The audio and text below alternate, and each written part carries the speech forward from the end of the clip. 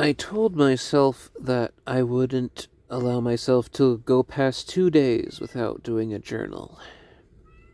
And it has officially been those 2 days now. So I'm making sure to, keep it up and do today's journal. And well, quite a bit has happened since then. Tomorrow morning, I'm going to be dropping off Kilua at the veterinary office, at the vet's. That's Gon's brother. He's, his current condition is like a weird little mix of things. He's not like lethargic and or anything like that. He's not like laying around. He's able to stand up. He's able to move around, but there is a clear reduction in his energy, his ability to act and move around. His eating speed has gotten way slow. But for some reason yesterday, it got like to a point where it was like he wasn't finishing eating. And then I got super worried. And then I wake up in the morning and he's eating everything, but just at a very reduced speed.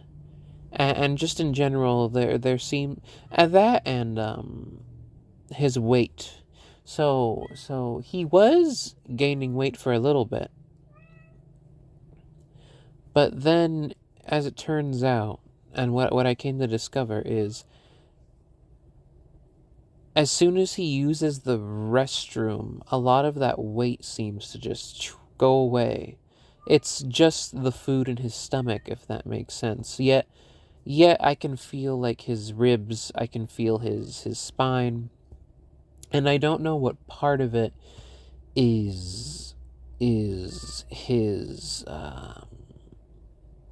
is just that he's an elder type cat, versus what part of it is he's not doing well. He clearly, for like knowing him, he clearly is not, even just compared to earlier this week, he is not in tip-top shape. He's lost a noticeable amount of weight. His energy is lower.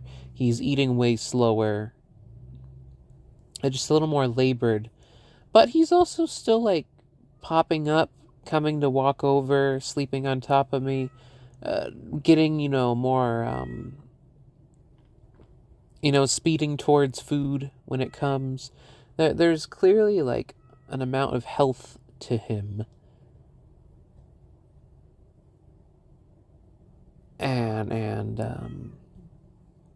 But I'm catching it now. I'm worried about him. I hope it's nothing serious. It doesn't seem to be like what Gon had. It just seems to be, it could have something to do with his kidneys or his liver or something like that, So I'm keeping an eye on him, keeping track of that. Yeah. Well, where I've been the past 2 days is that I did another drawing stream. It went for a long while, and I realized, here's the thing, right? I didn't have examples to show that I can do commissions. So I had to, part of why I was doing the request streams, besides the fun of drawing, is that I didn't have, it was part for fun and part for practical reasons. I need commissions to draw, but I also need to have drawings to get commissions. And a lot of my drawings were from years ago. So I was like, I have to bite the bullet and at least for like a few times, draw for free, draw examples of me taking commissions on people's characters, drawing them out, and I did that. I've done that a couple times, and I got exhaustive with at least one character. Lots of clothing detail folds, so much so that it took 2 streams to do it over the course of 2 different days. And it'll even take one more just to do corrections and line work. And then I'm going to post it. But, yeah, it's, it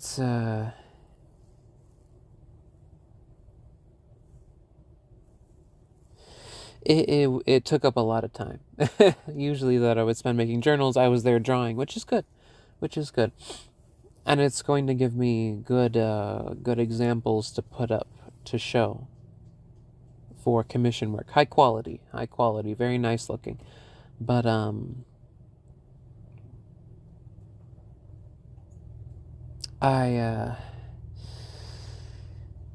yeah, last night,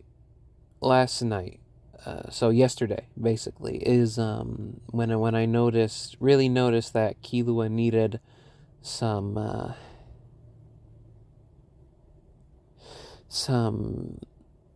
help, some attention, veterinary attention. That suddenly, his condition wasn't stable as it had been. I got all these feelings. I was drawing angry. I was angry at the fact that I lost Gon, and now Killua. Killua was my first cat, and then we got Gon at first to give him someone to play with, be around, and then Gon became my prince of cats. Killua is the first baby. Gon is the prince of cats, and I felt angry because I didn't want to lose Killua. I was drawing, but I was drawing just frustrated and annoyed at everything, and just angry and sad. And I was angry at the fact that, at the idea of another cat, my other precious cat dying on me. I was angry at the fact that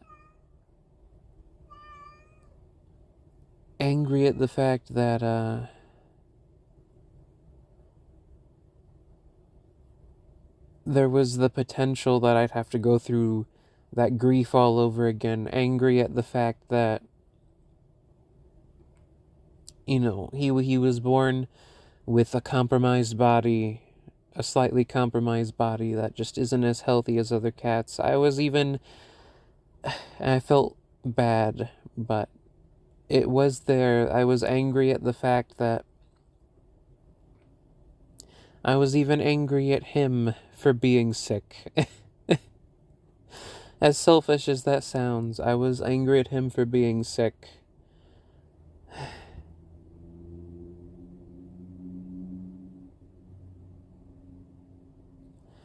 I was irritable and angry at him for being... I would never touch him or do anything. I made sure to set them up in their room, nice and comfy, so I could just work through it, just on my own, just like going through the stress, nice warm blanket, food. But I was just upset and working through it, and I even got to a point where I was upset with him for being sick, and then I thought to myself, like, why am I angry for that? Well, I do know it's not for the reason of just like, how could you do this to me? That's a silly thought. It's like he can't control it. It's just part. But angry at the fact that his sickness meant that I would have to ask the other person to enter into the equation all over again. Angry at the thought of having to go through all of it again. My thoughts of Gon dying in my arms kept popping into my head. I was flashing back through all of it, going through all of it again. It was kicking up every emotion. I was angry at the thought of the other person having to spend money and then, scapegoating it on us, us here at this place. That was something actually I wanted to mention in the last journal. I never dared to call this place where I live home until the other person left it. I never dared to call any place home as long as the other person was around, because one of the biggest reasons we would lose homes was due to the other person. But now it feels strange and alien to say, let's go home, or I'm home, but I really am. It's odd to say that. But anyway, I was angry at the thought of more money being spent, angry at that thought, but no matter what, I didn't want to be angry truly with Killua. It's not his fault. I was angry at the disease, angry at the expenses, angry at the possibility that the expenses would mean we can't take care of him. And then I kept thinking of ways to, like, well, what if we did like a coffee? What if we did a Patreon? You know, my mind kept swirling around. Just angry at the idea that it would end up similar to Gon, where Killua dies to something that is curable because the medicine isn't there on time, or there was nothing we could do because of money, you know? There would have been ways to sustain Gon long enough for the medicine to arrive, but it would have been very expensive. You know, it would have been out of the question for normal means of expenses. And I just felt angry at the idea that once again that I would be going through watching him get weaker and weaker and closer to dying with no money to take care of him. I was so relieved this morning when I saw him eating and you know, reduced energy, lower weight as he is still vibrant and active and meowing. Weaker, but he is still himself, you know. He still tries to purr. He still moves around. He still walks. His personality, you know, he's still there. There's just clearly something off about his walk, his movement, his energy, his stability, physically. Just the way he's moving. He's more prone to getting knocked over, more wobbly. You know, when he lands, there's more of like or if someone knocks into him, he's more prone to getting like pushed over. It wasn't like that a few days ago. This was just like a yesterday today thing, and then there's a clear reduction in his speed. And yeah, turns out the pet hospital today was completely booked. They had no space for him, so that was irritating. But the fact that he was eating and still showed clear signs of vitality, that made me feel better. I immediately came home, looked through the pet room door, and was like, please be still alive. Please, you know. And then he was the first one up. He was the first one up, looking through the door to see me as soon as I got here. He meowed at me first, and I was like, oh. And that made me happy. Like, okay. He's still getting up. He's still lying with the others. He's still alive. He's still, he's still going. Yeah. He's still eating. He's still drinking. And,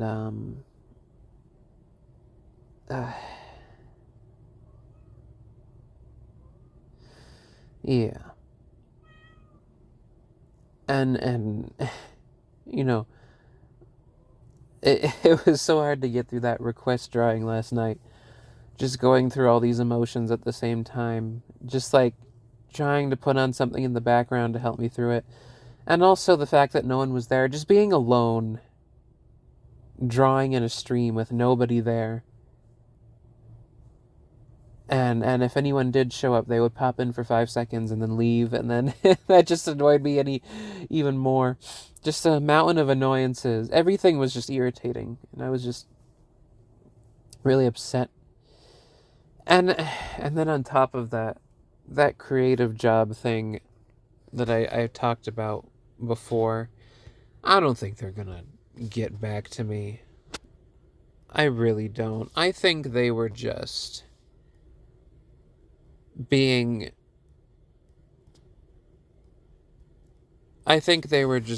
like pseudo polite.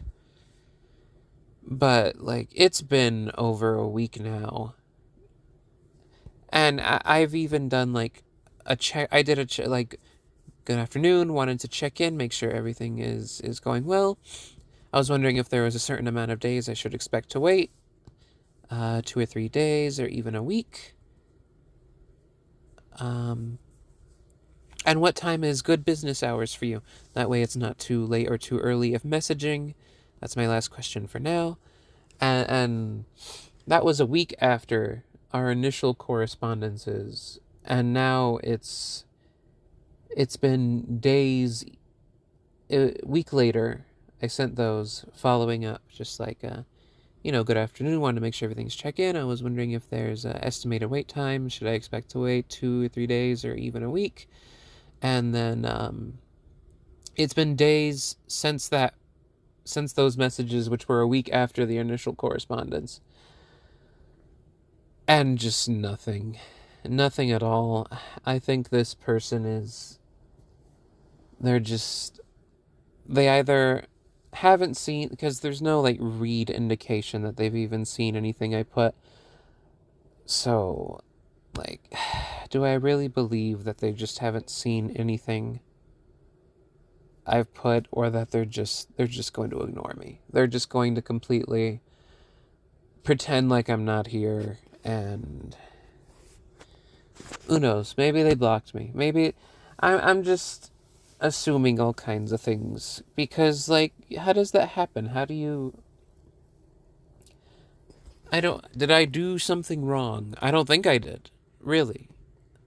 Like, the first series of messages was just, like, very cordial, very, like, here's my portfolio, here's my, thing, and then the person's like, do you have this, and that? And I was like, yeah, I got that, and then, well, here's these links, and then the person ends with, like, thanks, we'll check on it, and I go, thank you as well. And then that was it. And then a week later, like, good afternoon, wanted to check in, make sure everything is going well. Is there a certain amount of days, blah, blah, blah, just checking in, and then that's it. That's all it's been. I haven't harassed the person with messages. I haven't been spamming them, like, anything like that. I didn't do anything wrong. Yeah, my emotions are flaring up, saying like, you did something wrong. You disgusted them. They know all about you and your thing. And it's like, what thing? There is no thing. You're not guilty of anything. And that's funny to me. It's the same with, like, everywhere I go. I just assume that, like, what is there something out there about me that I don't know? Are people talking about me behind me? They talk to me at first, and then, like, they look me up, or they search my name, and then they're just like, oh, it's that guy. We better not contact or have further correspondences with him. Is there something out there? Like, is there a picture of me out there digging my nose or something? Did somebody talk about me at a party that I don't know? I've never been to a party, but did someone talk about me at a party? And then there's, like, things swirling around, like, if you see this guy, just ignore him. Don't get back to him. Like, how do I figure this? That it just happens over and over and over. It's like, is there a sign stuck to my back? What's going on here?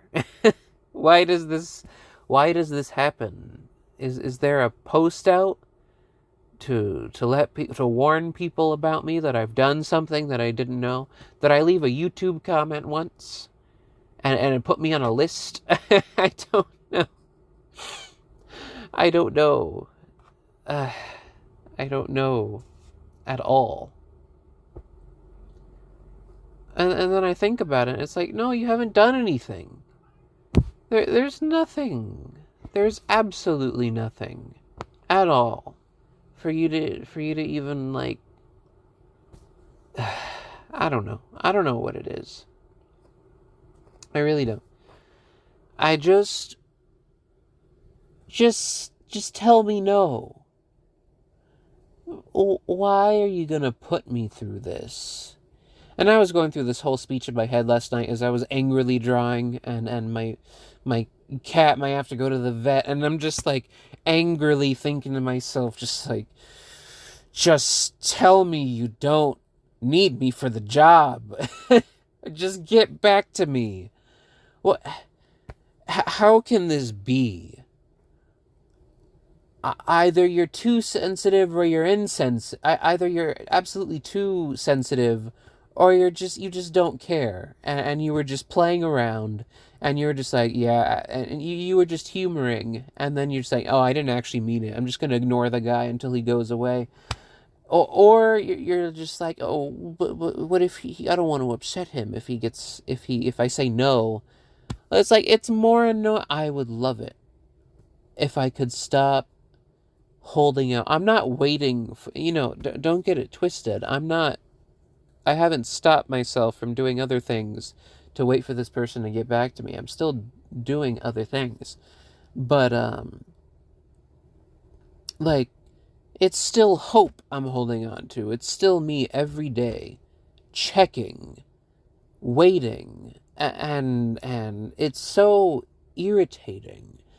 Just give me a status update, or if it's no, then just say no. Just say we're not interested at this time. Just say we don't have anything open, or we'll keep you in mind. Just say something that you've checked on anything. And it's like, I know you're here. There's literally a thing that tells me when you're active.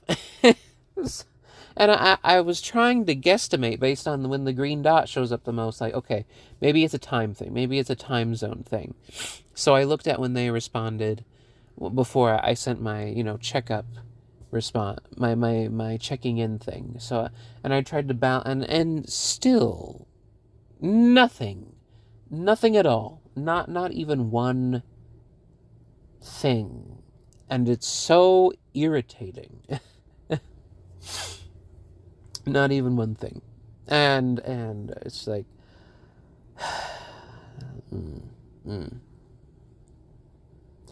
even though I felt better this morning, it annoyed me when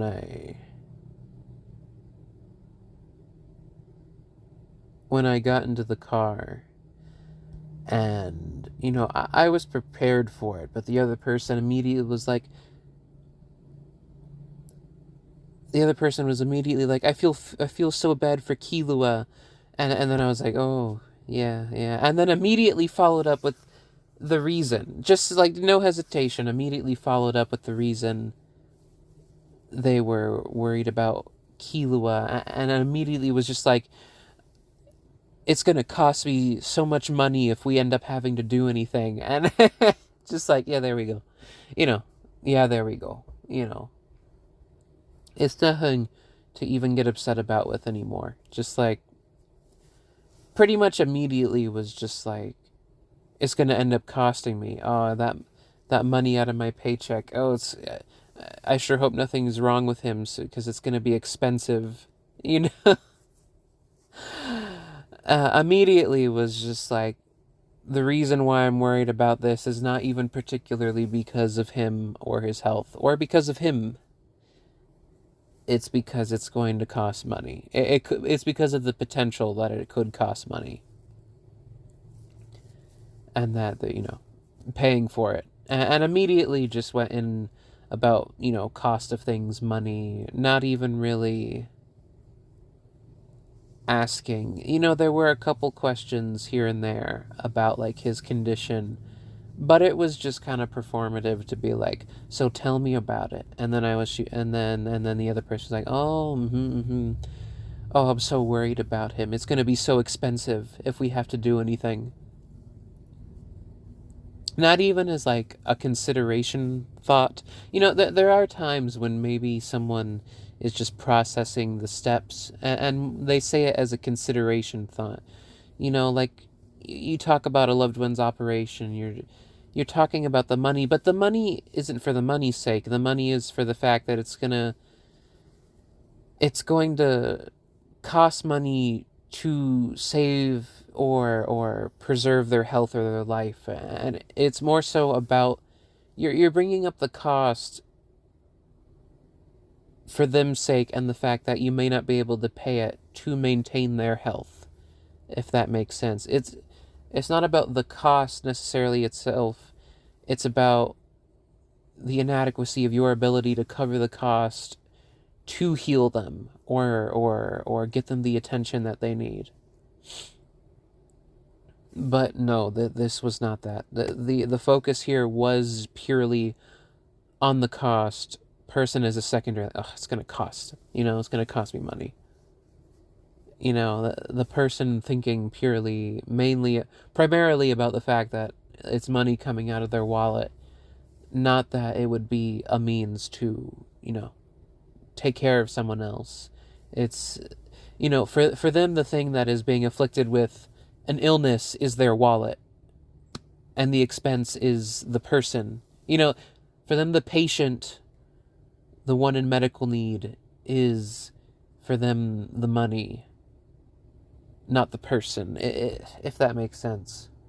And it's like flipped where they really are just concerned with the cost more than the person. And yeah, I wasn't surprised. But yeah. One thing, I'm usually hyper observant a lot of the time, and today one thing that really stood out to me was that the other person has a fresh tan and a new manicure, freshly renewed, nail paint, nail polish, freshly renewed manicure, nail polish, and a tanning bed tan. And I don't know exactly what to make of that. Keep in mind, it's been winter up until now. There has been no sunlight, and the other person goes to a place with tanning beds, where you go in the tanning bed for a while, tans you right up.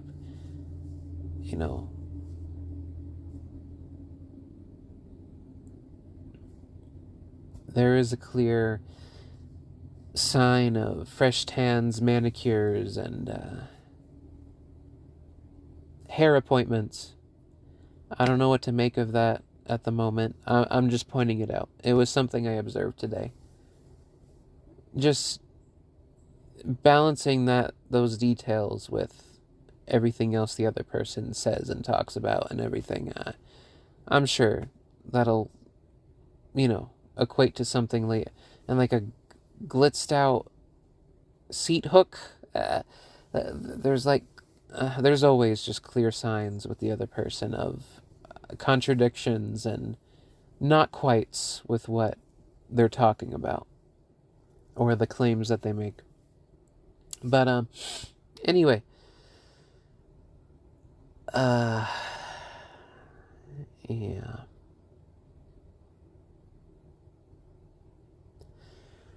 I remember one of the main issues with the other person, and it's one of the ones that escalated things very quickly, was the fact that the other person put it entirely on me to get them up in the morning to go to their own job. And literally just would practically do nothing for themselves to actually make sure that they would get up. And I was starting my own job soon, and there was no way I was going to be able to continue to basically take care of someone else's morning routine for them so that they could just, sleep, and then wake up, pretend like or not pretend necessarily, but act like everything is difficult, and that, oh, this would be impossible for me. You're you're necessary to do this. Trying to make another person feel like everything would fall apart if they didn't do this thing for them. When it's like, no, you just need to wake up earlier now. you know, this routine is something you really should be I'm not going to be able to take care of this anymore for you. I can't and never should have been obligated to take care of your morning routine, including waking you up for you. This is something you should be able to do on your own. And especially now that I'm about to get my own job, I'm not going to be able to do this for you. And it was that, on top of the fact that even when I did attempt to get the other person up, they would ignore, like, my efforts, completely pointless. They would end up sleeping in anyway. And or I would go to it, and then they would like just be like, actually no, just let me, shut everything back down, don't wake me up. And then they would go to sleep and then wake up and then be like, why did you do that? Why did you listen to me? That kind of thing. Why did you listen to me?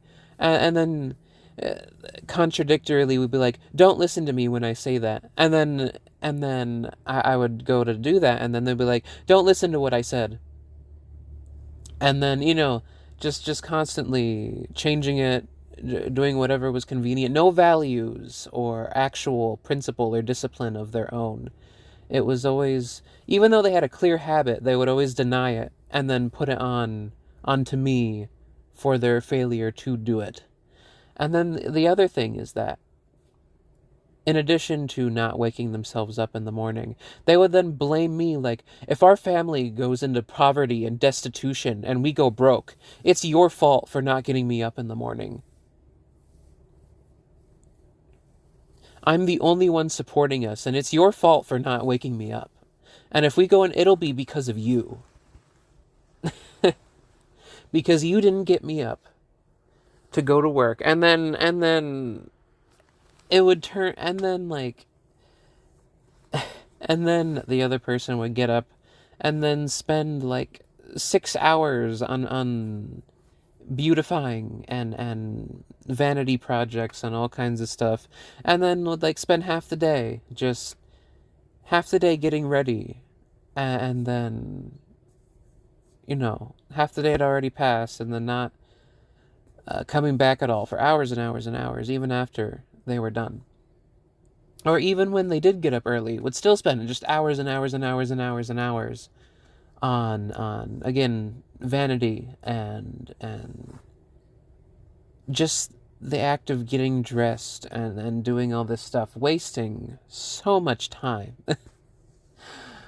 But no, one of the things that really escalated it was when I set the boundary of just like, I'm not going to be able to take care of your morning routine anymore. I'm not going to, if there's time for me to help at all, there are times when I can help, but I need to let you know that I'm not going to take this on as an obligation.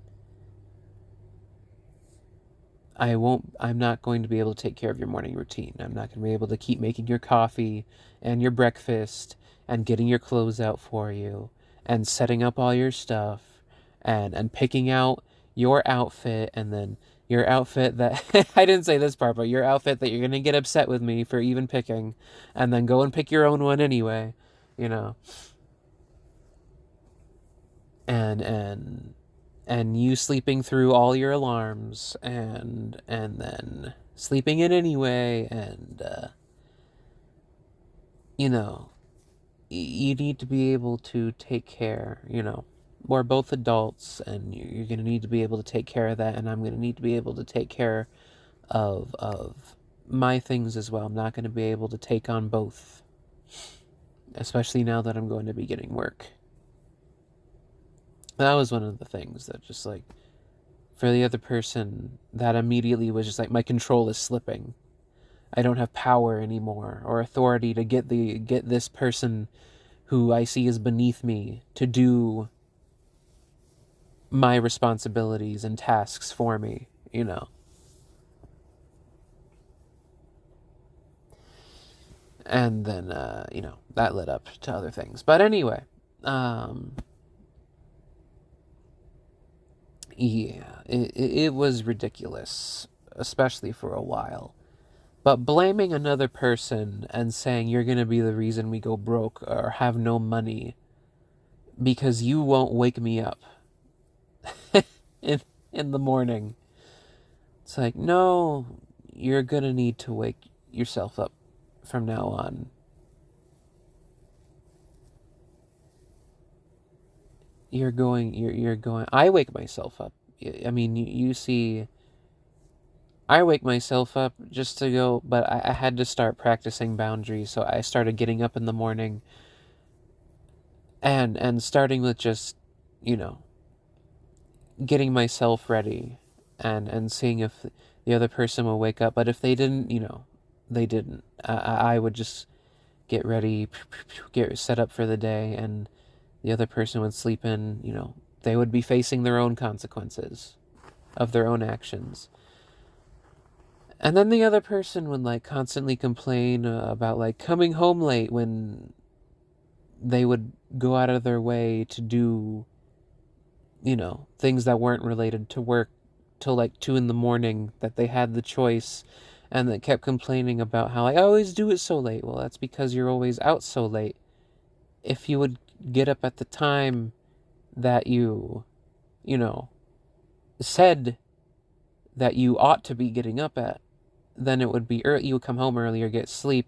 But the thing is the other person has no impulse control, really.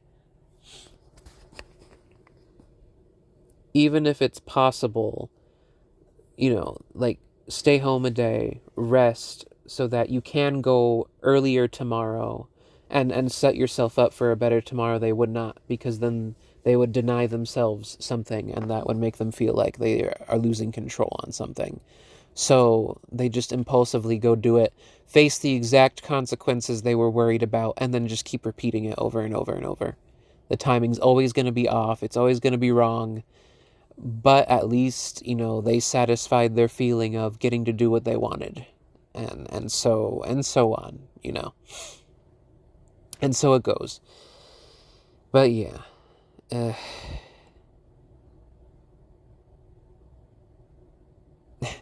I remember around the time I looked up, like, is it normal to have to babysit an adult on their wake up time? And then I saw these things of, like, no. And then I saw these things of, like, wives and husbands being like, no, your husband should get himself up in the morning. It is not your job. You are not his mother to be parenting him. And yes, you work together in a relationship, but that is through teamwork and what's it called? Interdependence, I think.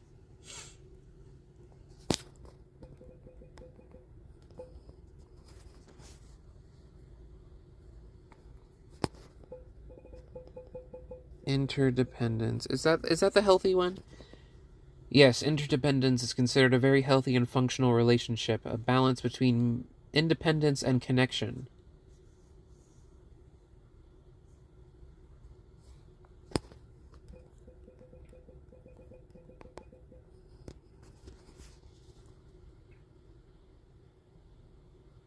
A balance between individual responsibility, autonomy, and connection.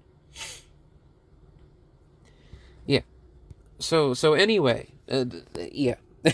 So, I'm just gonna move on, but you get the gist, I think, of what that's about. But so anyway, the W-9 cleared on that remote job I was talking about. So I think by next week, Monday, I'm going to be able to. Oh well, I asked about more hours on my current work, and the manager told me, like, yeah, it's just not busy enough. It's just not busy enough right now to bring you in on more days, give you extended time. But as soon as it gets more busy, we'll definitely see about, I'll bring it up to you and we'll see about. And, yeah, today's work was good. There was one moment where I made a pretty crucial mistake, at least in my estimation, and I made sure every related subsequent moment to work at correcting it. And I did. And thankfully the other person recognized that I was trying to make recompense for that error. And it, weight off my shoulders. Just like, okay, not gonna let that happen again. Make sure everything is good. And there was even a guy today at my job who was very, he got all excited about the way I like handled a certain thing, and that made me happy. It's like, yay, that means I'm on the right track. It was pleasing. It was pleasing to feel competent, if that makes sense. Oh, there was this one moment where I was so job focused. I was going and going and going, and then I had one moment of downtime, and then I looked at the time, and I was like, and then all of a sudden Killua popped into my head, and it like burst my little, work-oriented bubble that I was in, and I just went down, just like, oh, right, it was, I have an automatic feeder set up for them, and it was their eating time. And when I looked at the time, I was like, oh, it's their eating time. Killua. My little bubble burst and my heart sank. It's like, oh, my child. My child. And then I was like, no, not right now. Quick, pick up some product. And go, not right now. You can't do this right now, Save it for after when you record your journal. And so I did. So I'm doing right now. But yeah. So I saved it for right now. But yeah. So in addition to these remote jobs and potentials, I am going to go on Indeed.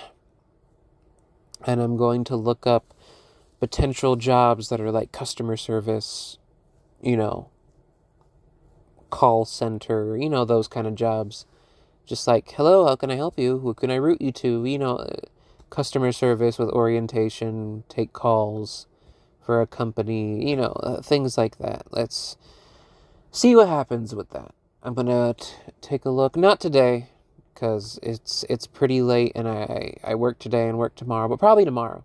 Because I won't have work in the morning. Gonna take Killua to the vet early tomorrow as a drop-off, pick him up again. Hopefully, things will be okay with him. Part of me hopes that it's just old age, and that there are ways to work around it. My whole heart was like trying to move through the whole like getting to acceptance of death all over again.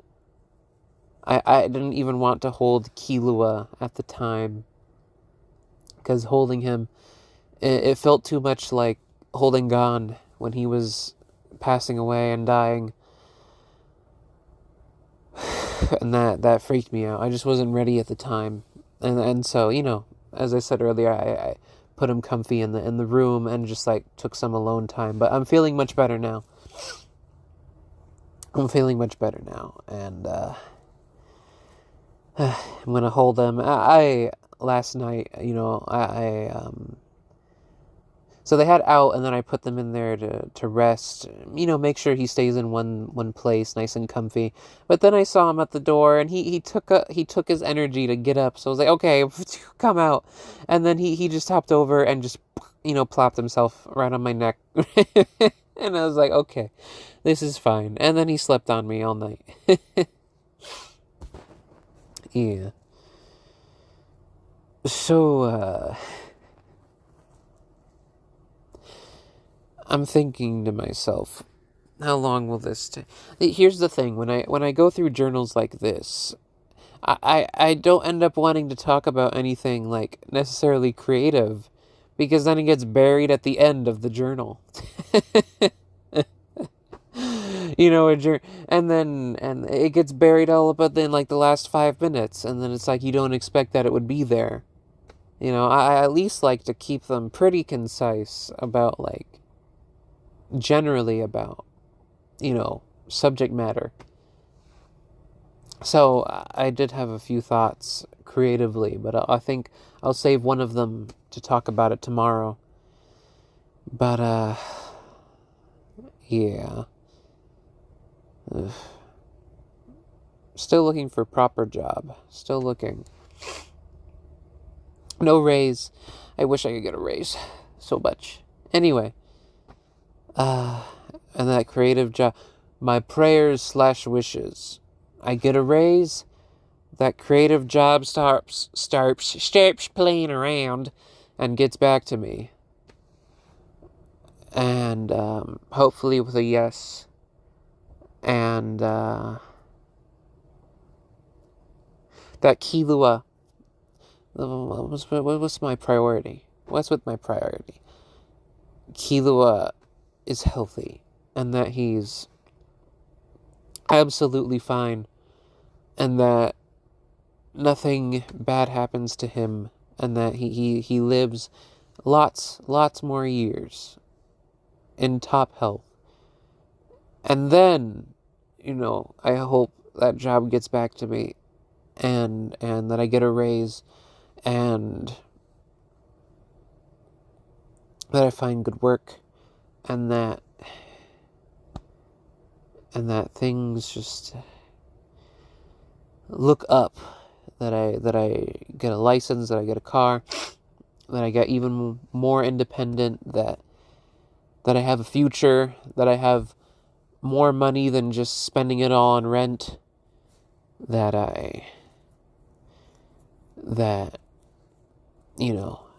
make good friends, eat good food, rest well, be healthy. Excuse me. My apologies. Went right into the mic. But yeah. that maybe I send messages in a bottle. Someone picks it up and comes to find me on this deserted island,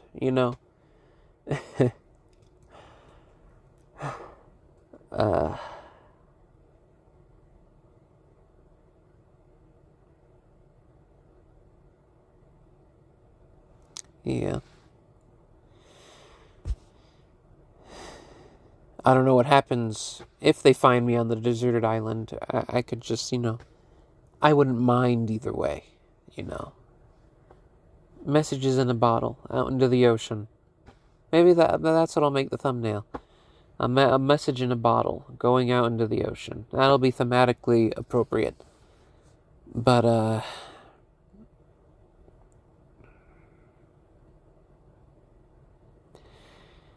just thinking of any.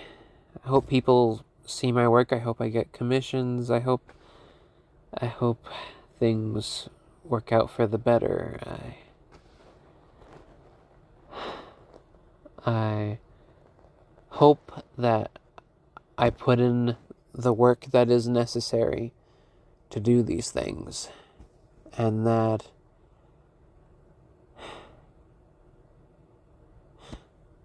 it may be selfish to wish.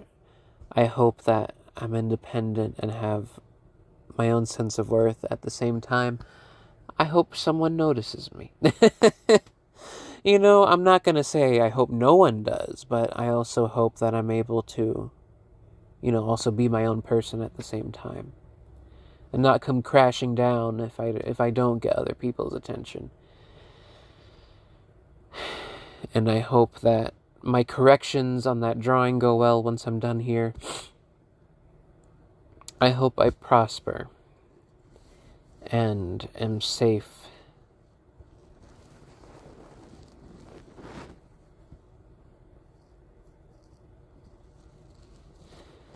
You know, I'm not playing to win. I'm just playing to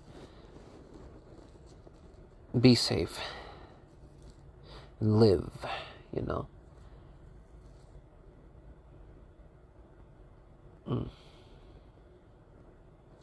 There was something I realized today, and that's that I'm very category oriented, and that's not just like,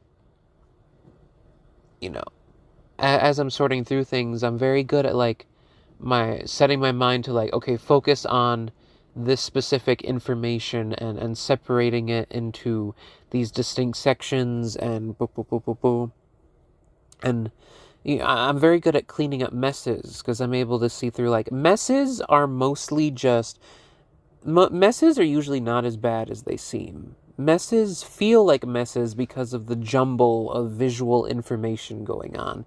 It's the variety of colors, it's the variety of shapes, it's the variety of angles, it's the variety of just orientations that all these different it's just an overload of information and colors, and so it feels bigger than it is. But if you search for an anchor point, the smaller sections, you divide it into different categories and you find what's consistent and what isn't, you're able to sort through it much easier. So when I encounter a mess at work, I'm like, well, there's always something that's specific, and that's like a certain setup that always goes here. Okay, that separates out from these things that go to this room and these things that just go in the trash. And it only takes like a few seconds to just go, all right, already this is looking more. It was just that this was at an angle. This is weird visual information. This isn't congruent with this. This isn't symmetrical with that. This doesn't like line up with this. This color is contrasting with these colors. There's a certain amount of these that doesn't work with these. This is long, well, this is short, this is stumpy. Just sorting through the information. And then boom, the mess just kind of disappears all of a sudden. And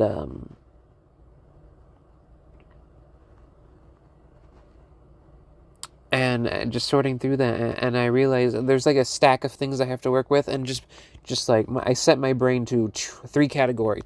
There we go. But I realize it's even in the way I enjoy things. I love like collections of things. I like it when like in One Piece, I love that there's an organization that's the Marines, and that there's these all kinds of things that all fit into the Marines, all kinds of people. I love that there's a class called Admirals, I like that there's the pirate, and then in the pirates you have like supernovas, 4 emperors. I love the idea of categories with a variety of things in that category. But they all have like a baseline thing that describes them. Or like, I like that there are Dragon Balls, but then there are different sets of Dragon Balls.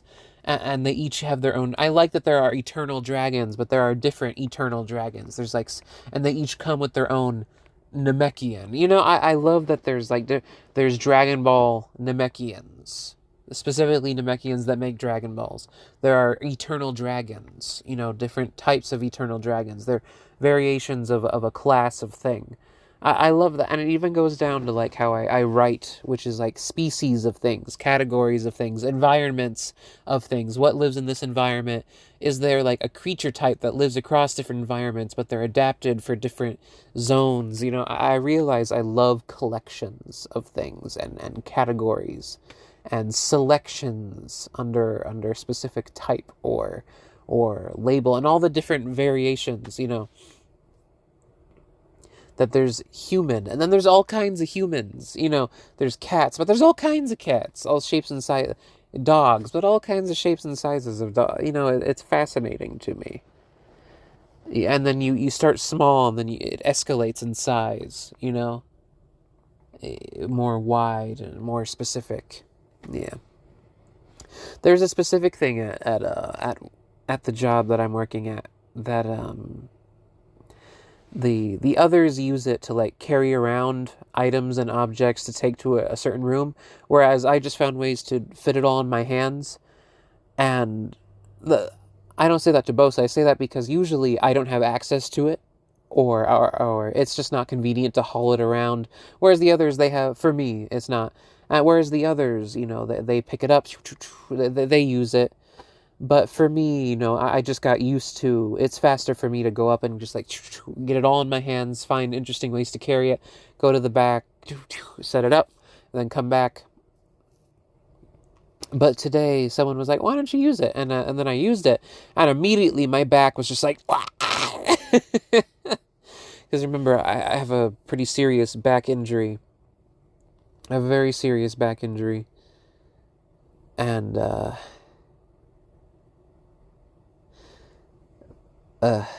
anyway, I was just thinking about something. I have a very serious, pretty serious, like back injury that flares up very easily, and it was especially flaring up today.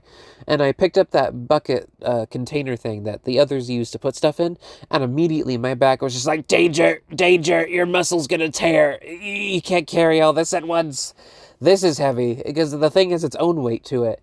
And then, so I tried it to be polite, I did it once, but then immediately afterwards, I was just like, okay, that's not for me.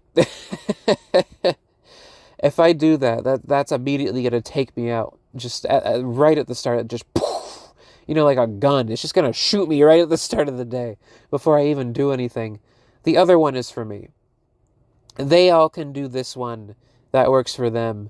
This is gonna ruin me if I try to do this. I'll keep doing insofar, what works for me, and keep getting better at it, and finding ways to improve at it. But that method right there, it's like in the Bible, King Saul putting his armor on David. I like that comparison now that it's in my head. King Saul putting his armor on David and giving him his sword, and then David's like, this works for you, this doesn't work for me. Okay, I'm gonna end on that. That's pretty funny. But yeah. I'm gonna end there.